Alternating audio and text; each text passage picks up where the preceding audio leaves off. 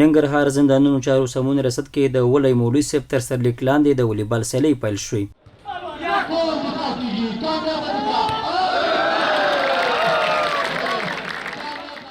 د ننګرهار زندانونو چارو سمون رئیس مولوي سهیل سید وایي په دغه سیالیو کې د کونړ، لغمان، پروان، کاپیسا، مرکز کابل، بلوچرخي زندانونو او ننګرهار زندان لوبډلو په شمول 15 لوبډلې د یو بل پر وړاندې سیالي کوي چې یوه میاشت به دوام وکړي. په دغه ټورنمنټ کې د 15 ولایتونو د زندانونو لوبغاړي یا هغه افسران او ساتونکي د لوبغاړو په صفت په دلته راځي، لوبې به ترسره کوي چې تعداد یې ټول 15 ټیمونه کېږي او شاوخوا میاشت به دوام وکړي، یوه میاشت.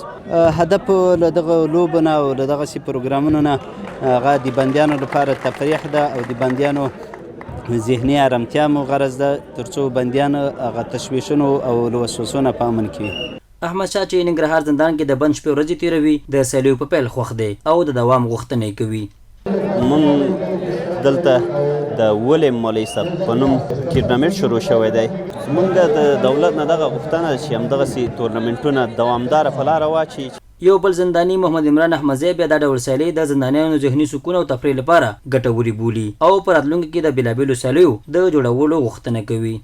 دغه رقم د والیبال سیالۍ چې نن په لاره اچول شوي دي دا زموږ د وخت د تېرېدلو دپاره او د ذهن د ارامتیا دپاره ډېر مفید او ډېر ښه دي. نو د اسلامي اماراتو له چارواکو څخه غواړو چې په آینده کې هم دغه رقم ته ټورنمنټونه موږ ته د ټورنمنټونو جوړولو زمینه موږ ته برابره کړي. د یادونې وړ ده چې تر دې وړاندې هم د ننګرهار زندانونو چارو سمون رسد له لورې د زندانیانو ذهني سکون او تفریح په موخه بېلابېلې برنامې ترسره شوي دي.